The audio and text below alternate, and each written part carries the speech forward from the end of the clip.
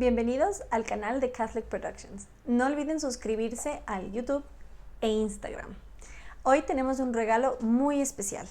Vamos a hablar de algo preocupante, pero a la vez que nos da una oportunidad muy particular. Vamos a hablar sobre la descristianización de la Navidad. ¿Por qué es una oportunidad? Precisamente porque esta fiesta se ha alejado de su verdadera esencia, es que somos nosotros quienes debemos ser los portadores de la verdad. Bien dijo su santidad Benedicto XVI que este es el tiempo de los laicos y como tal debemos ser nosotros los propagadores de la luz de la verdad. Y qué mejor que en esta fecha tan especial que se ha propagado masivamente y ya ni siquiera muchos saben de qué se trata. Entonces esto nos ha dado una oportunidad única para evangelizar, que es precisamente por medio de la fiesta, la alegría, el compartir, la familia, la comida, los regalos, decir de qué se trata, transportar el mensaje. Así que primero vamos por lo preocupante. ¿Por qué es preocupante? Sepan, si no están ya al tanto, que la Unión Europea, una de las entidades políticas más importantes de este mundo, que une a las economías más fuertes del planeta Tierra, sacó un manual donde decía que no hay que decir Feliz Navidad. ¿Por qué? Porque puede ofender. ¿A quién? Y ahí viene la pregunta. Entre otros, a la población islámica que está entrando masivamente a Europa. Pero Jesús es un profeta del Islam, Isa. Entonces viene detrás de una profunda ignorancia o perversidad, vaya a saber. Entonces ni siquiera en la población islámica la Navidad es mal vista, precisamente porque Isa, Jesús, es uno de sus tantos profetas, que no es igual que nosotros, que es el más importante de todos. Pero en todo caso, eso nos genera un puente, precisamente un punto que nos une en el cual podemos propagar nuevamente la verdad sin ofender, porque la verdad no ofende a nadie más que al mentiroso. Entonces, aprovechemos esta oportunidad para primero alertar ¿a quién? A nuestros hermanos en la fe, que se nos está persiguiendo de tal forma que hasta el lenguaje se está censurando. Se sugiere decir felices fiestas. Con el cuento de la inclusión se está excluyendo lo que nos une como civilización. Gracias a la influencia del Vaticano y a los conservadores de Italia es que se pudo frenar esta iniciativa. En 5 horas después de su publicación, un portal italiano sacó esa noticia y dijo, pues, es un horror. Y se actuó. Y eso también es evidencia de cómo podemos desde la sociedad civil y también apelando a nuestros legisladores ejercer presión para decir basta a la censura políticamente correcta que en nombre de la inclusión excluye a la gran mayoría. Dicho eso, la alerta ya está dada. Entonces sepan que decir Feliz Navidad es un acto contrarrevolucionario. No porque esté en contra de algo o de alguien, sino justamente porque la revolución por naturaleza viene a revolver, viene a destruir. Y la contrarrevolución, ¿qué hace? Resguardar y restaurar. Ahí les queda una tareita. Vean lo que fue la contrarrevolución en la Revolución Francesa y sepan lo que hicieron nuestros hermanos en la fe que nos precedieron hace más de 300 años. Bien, dicho eso, digan Feliz Navidad cada vez que tienen la oportunidad. Muchos con la excusa de la vagancia, bien sabemos que el ocio es la madre de todos los vicios, porque por vagos muchas veces por no decir Feliz Navidad y próspero año nuevo, es que decimos felices fiestas. No, ¿por qué no desear doblemente el bienestar a nuestros hermanos? Una feliz Navidad y un próspero año nuevo, que es justamente que en el próximo año tenga plenitud y abundancia, y no anularlo con un simple felices fiestas. Otra cosa que une a los laicos y a quienes están fuera de la fe es el consumismo que abunda en estas fiestas, que nos enfocamos más en los regalos que damos que en el regalo que ya recibimos, el del mayor acto de amor que ha conocido la humanidad, como es el de sacrificarse por el otro. Entonces, frenemos un poco esto, pero también aprendamos su utilidad, que es justamente la facilidad que da para propagar el mensaje, para aprovechar esta oportunidad única justamente para decir de qué se trata. He visto que muchas familias están adoptando una costumbre y la recomiendo. Así como vinieron los Reyes Magos con regalos para el Niño Dios, ¿por qué no dar a nuestros hijos 3 regalos?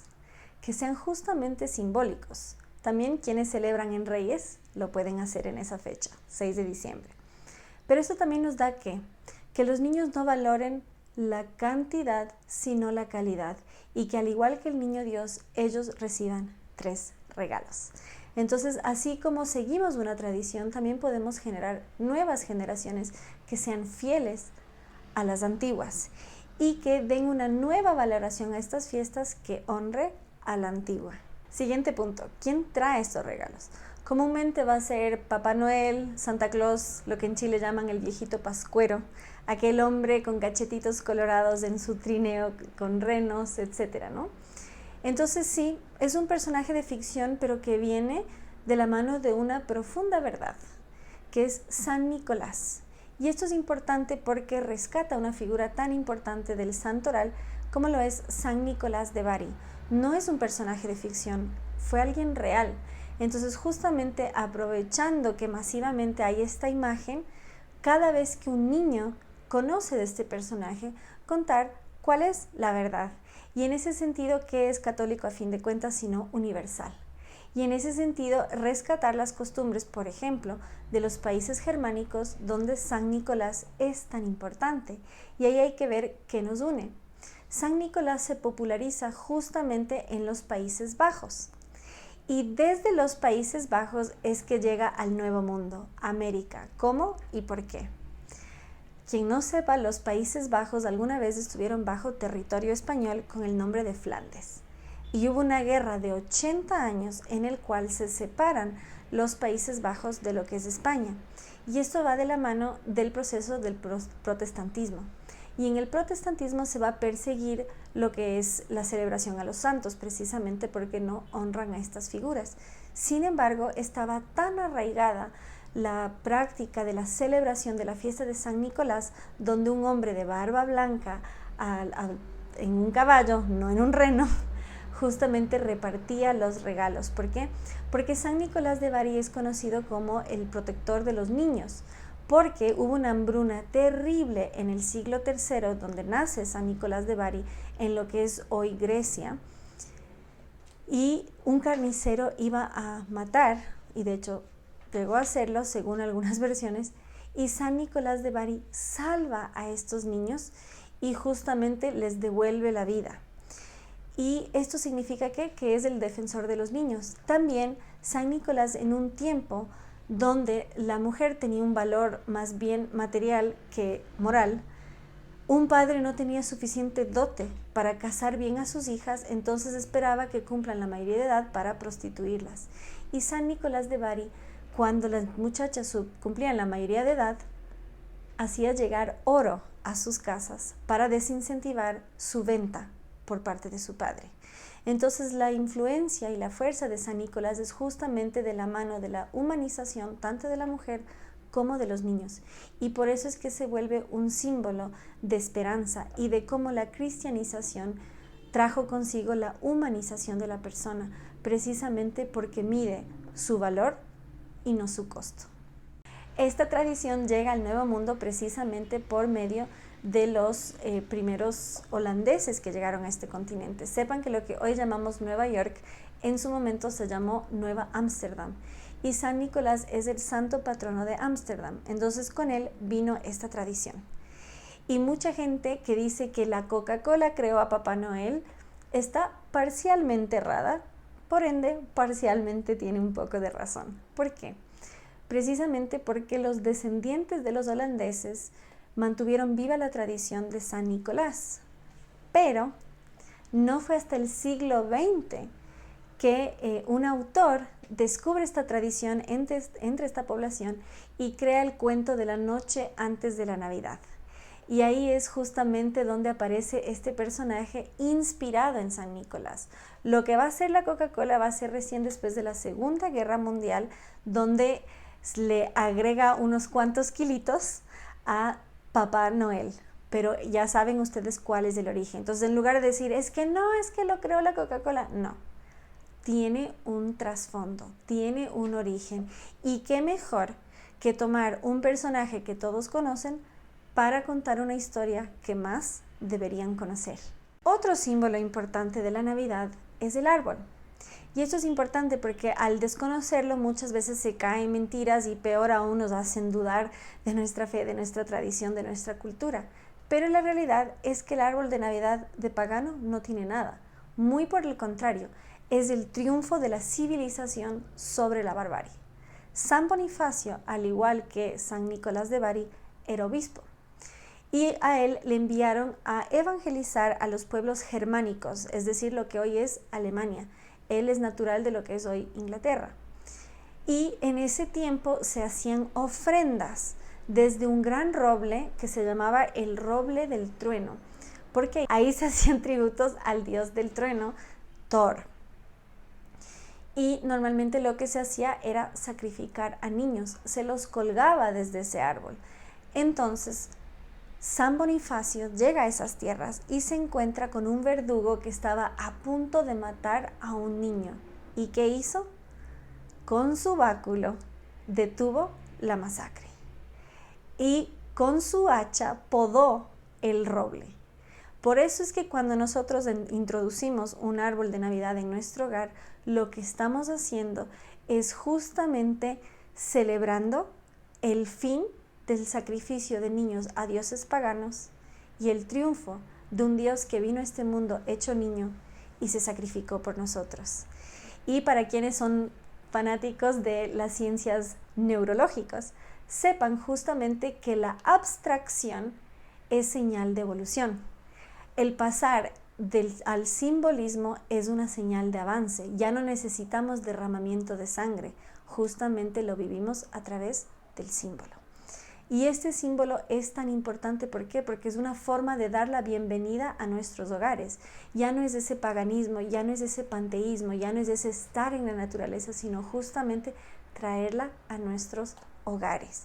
Y por otro lado nos muestra cómo vino a nuestro mundo, vino a nuestra sociedad la valoración de los niños, donde ya no son asesinados a modo de ofrenda, cosa que pasaba en el continente americano antes de la llegada de la cruz al continente. Entonces, así como pasó aquí, pasó allá. Y el último símbolo importante es el nacimiento, el Belén, la natividad. Y esto tristemente ha sido lo más relegado en nuestras celebraciones cuando en realidad debería ser el centro. ¿Por qué? Porque lo que celebramos es la llegada del niño. Muchos países se han olvidado de esta tradición, pese a que es parte de la liturgia. La novena, que empieza el 16 de diciembre en países como Colombia y Ecuador, todavía se celebra, pero en muchos otros se ha olvidado. En México y en Guatemala celebran lo que son las posadas, que es precisamente como José y María pedían posada. Entonces lo importante de estos 9 días es acompañar a José y María desde Nazaret hasta Belén, donde van a recibir al niño Dios. Y la natividad en sí es una costumbre que surge en el siglo XIII de la mano de San Francisco de Asís. Esto se va a llevar a cabo en una ciudad que se llama Greco, que es justo en la mitad de Roma y Asís.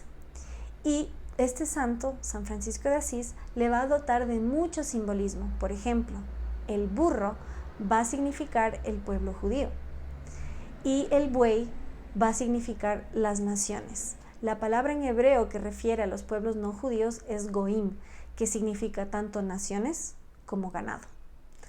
Y esto es importante porque representa a ambos. Y sepan o recuerden que la nueva alianza es justamente esta tradición. En el Antiguo Testamento vemos que los judíos eran el pueblo elegido, los hijos de Abraham por medio de la sangre. Con la nueva alianza, en cambio, somos hijos de Abraham por medio de la fe. Y esto va a generar un cambio de visión. ¿Por qué?